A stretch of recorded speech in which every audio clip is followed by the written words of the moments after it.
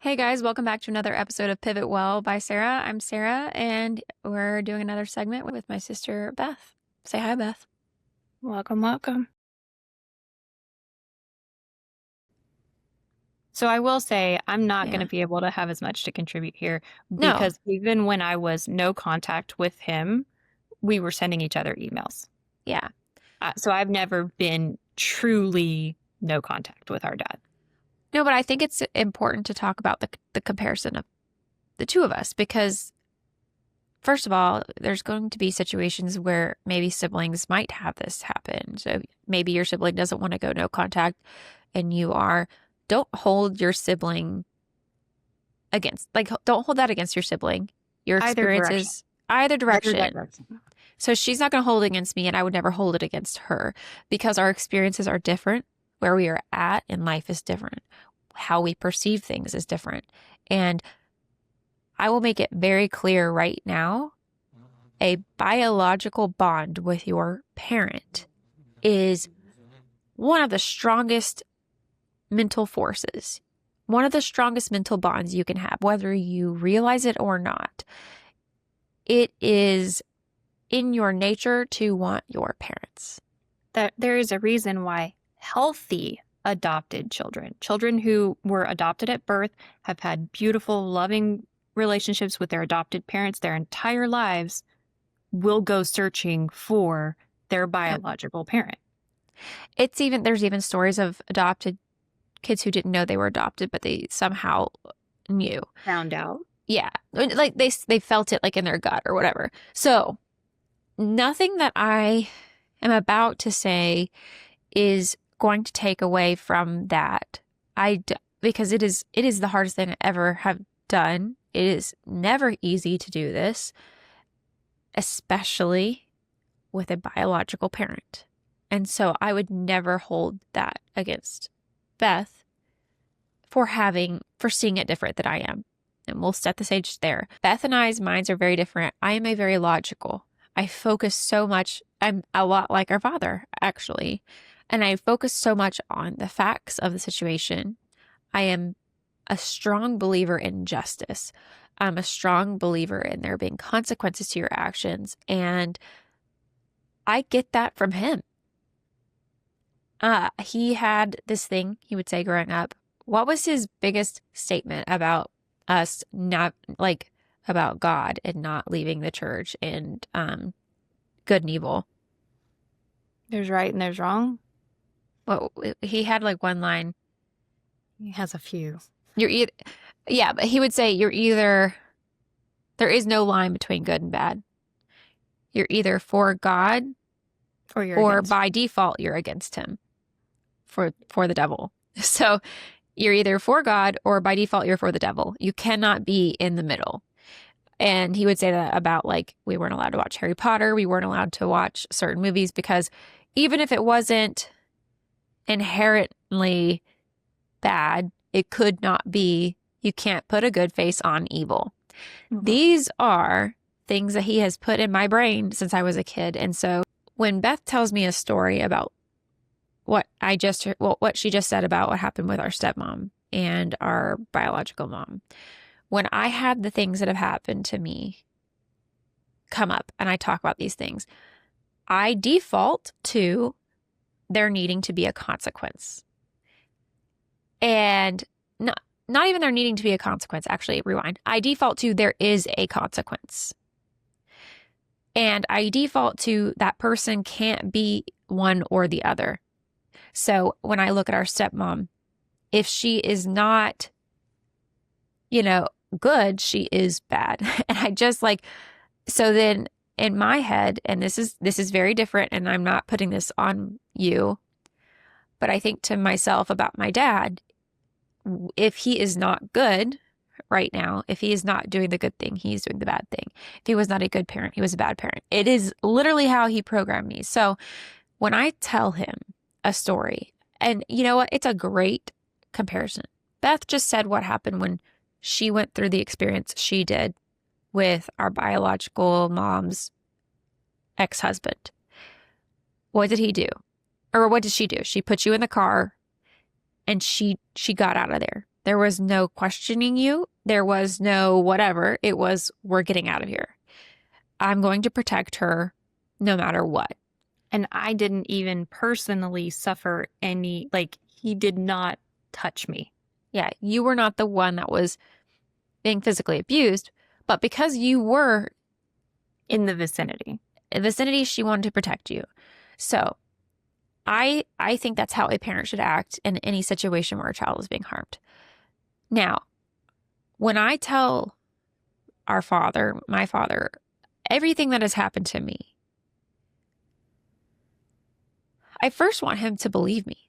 I don't want him to think I'm a liar, because that was something that I said in our conversation was, I must be the most diabolical, pathological liar to ever walk the face of the earth if I can spend the last 9+ years dealing with the abuse I went through at the hand of your wife. That must be what you think of me. Because otherwise, it either happened or it didn't. And again, we're going with one or the other. There is no in between. And I'm like, you either believe me and you think I'm telling the truth, or you think I'm a liar and I'm making all of this up. So I have in my mind, I've mapped out every which way I could tell him. I have presented my case with every piece of evidence I could get my hands on. I have done all I can. And when it comes down to it, I feel he is choosing our stepmom over me. He can say, yes, she was abused. And in the very next sentence, no, I don't believe you were abused. Why can you not just believe me? I even said, I'm not even asking you to say she maliciously abused me. I just need you to acknowledge, hey, yeah, she wasn't perfect. And she did things that to this day have messed me up. And they have. Like, why do you think I couldn't sit on a couch and let somebody walk in the room without me jumping up and going into fight or flight mode because I feel like I just got caught? Why do you think I don't believe, like, my husband half the time because he says something in a tone that reminds me of her tone? So I jump to he's lying because she was lying. Why do you think I hate myself and how I look? Why do you think I don't want anyone around me when I'm sick? Why do you think I'm afraid of the dark? Why do you think I'm claustrophobic? Like, the list can go on and on and on. And it's not her. It's not her. She didn't do anything wrong. She was right by your side the entire time. And I'm saying she was by my side, but she would sit in the room while I was on NPO, not being able to eat for 14+ weeks one time. It was like 14 weeks in a row with no eating by mouth. And she can bring in food with the smell of the food and eat it in front of me. And I'm asking her to leave and she won't do it. She's like, well, just because you can't eat doesn't mean I don't need to. Go to the cafeteria and eat. Like, she would force me to turn the lights off. I wanted them on. She didn't want the lights on. They were hurting her eyes. She wanted to watch what she wanted to watch on the TV. So while he thinks she was by my side, she was making me miserable there. Like, she was telling me I wasn't allowed to call the nurses if I wanted something. I had to ask her before I would call them. She would, no, you don't need a bath today. You're not going to make them do this to you. I just wanted a bath. Like, she would do it was just awful. So while he says, oh, I saw her go and see you every day, but you weren't there when she was with me. You didn't see what was going on. And he cannot believe that behind the scenes this whole time, she could have been anything other than what he sees her as. And that's hard for me to process. That's hard for me to comprehend. It's hard for me to wrap my head around. So I'm like, I've given you ample opportunity to just simply believe me and to not continue to try and take her side on this. So for my peace of mind, I have to let go of that chapter of her. My stepmom has done a lot to me psychologically, and I have to let go of that chapter of her. The report to DSS was honestly a ripple effect of her, what she did to me. And I feel she's doing it to the kids that are still there. And he's mad about it because he can't believe she ever did anything wrong. And so for me, it's like, well, I told you the boundary of, like, I need you to believe me, your daughter. the daughter who wouldn't be on this earth without you. You are 50% of the reason I'm here. I just need you to believe me. And he can't do it. And that messes with me in the head. And I've tried for years to get through this and over this and around it and everything, and I can't. And so I have to go no contact so I can continue to heal, because there's one thing that continues to set me back every single time. And it's him. Beth and I he came to my house. We took him to a concert 2 years ago. And I thought it would be a healing moment, like that car ride with our birth mom from the airport home, where we're all three in the car again. And it hurt. It hurt more than anything. It actually made things worse. It was a reminder of the life that I felt was stripped away from me. And I can't continue to live with that reminder over and over and over again. It's not good for me. So I have to say for now, because I haven't found a way to make it work with you in my life, I can't talk to you. And that's really hard on me. Like, it hurt. The way he talked to me on the phone, it hurt badly. And I want to act tough and I want to put on this good face. It hurt. And it will not ever feel better. I don't know how I can just get over him dismissing me. He's the person that was supposed to be there to protect me. And he wasn't. And he can't even say, I'm sorry, I didn't do that. So that lack of accountability is why I've chosen to do what I did. The only reason I haven't is I think I did something that was actually detrimental. I think it has been detrimental to myself and is doing the opposite of what we've talked about, the reason why people go no contact. And it's a bit of enabling of him. And what I did was, you have spoken some about parts work, right? Like we separate ourselves into these parts for what we need. Yeah. I believe I did that to him. Yeah.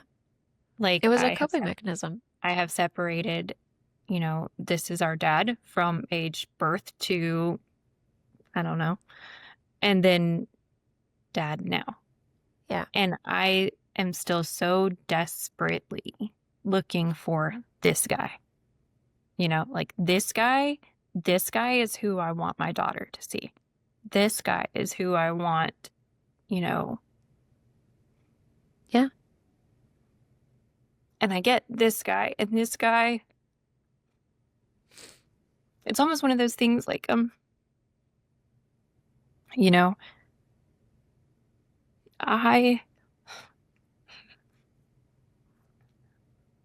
my dad sent me a voicemail of grandma singing happy birthday to him.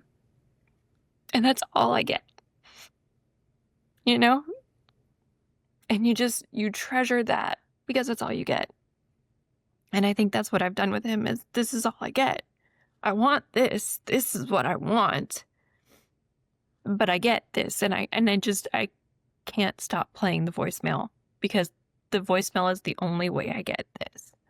But I fully validate and understand, that you don't have the voicemail because your voicemail isn't the same voicemail as my voicemail. Your voicemail is, him telling you he doesn't believe you. And I think that's why I told you, like, if he had talked to me that way, I wouldn't be able to survive it. Yeah. Because I think it would just sever something inside of me. And it's funny because I'm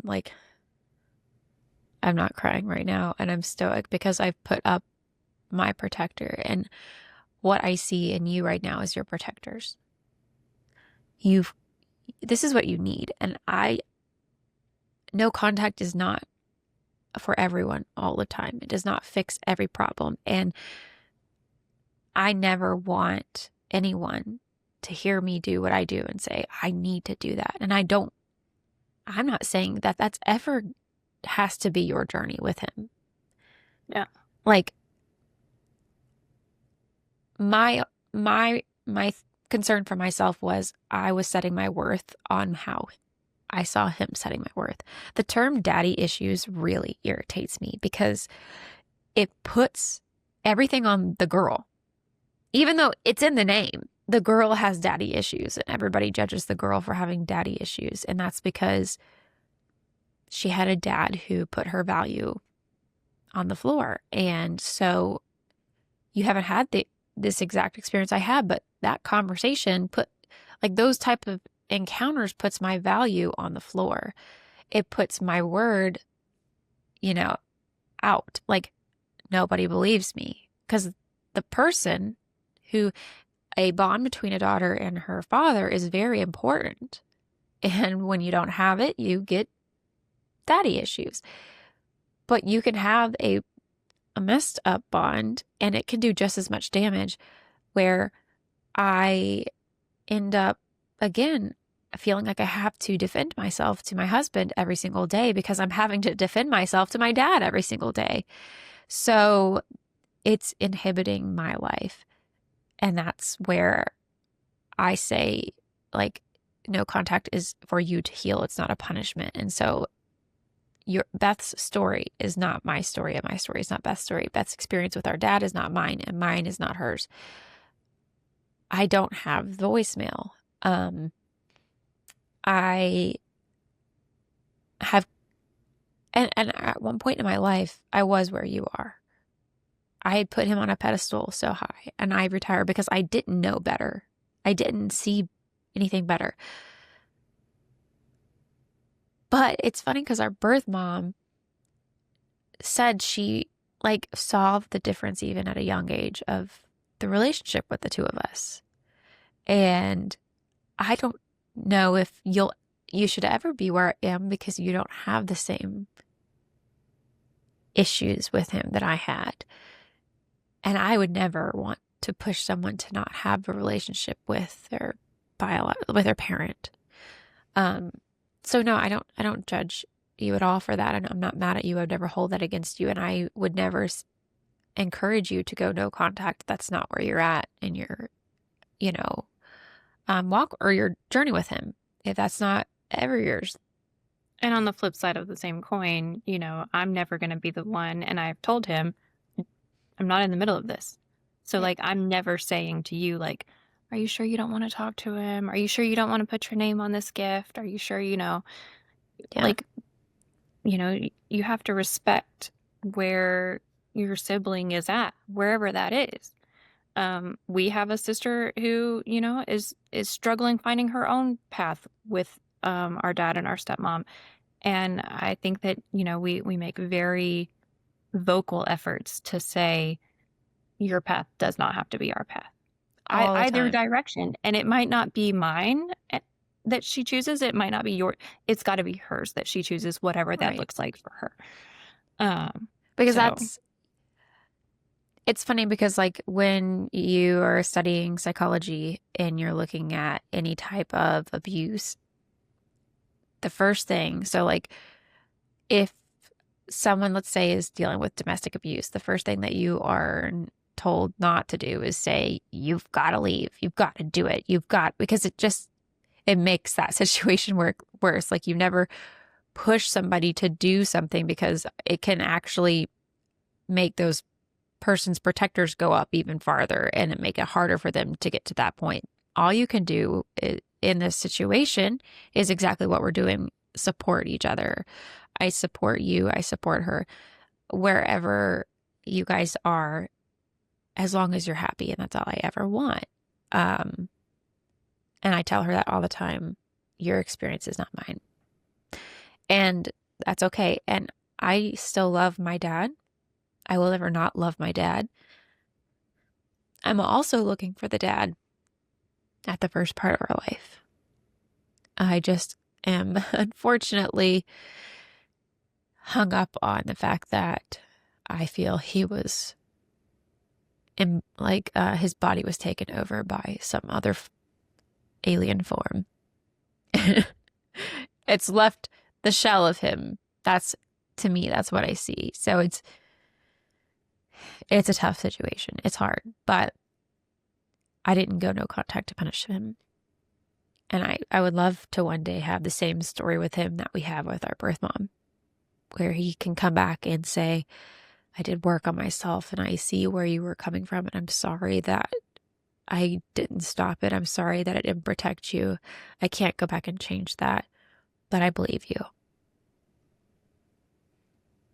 And I say this too as a Christian. So I've said this to him actually. Some problems aren't meant to be worked out on earth. Sadly.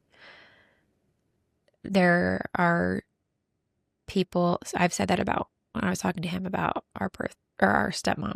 He, when he was trying to push for a while for us to mend that, I was like, this is not a problem that's meant to be resolved on this earth. So anyway, this is why in these journeys, it's very important to work with a therapist through this.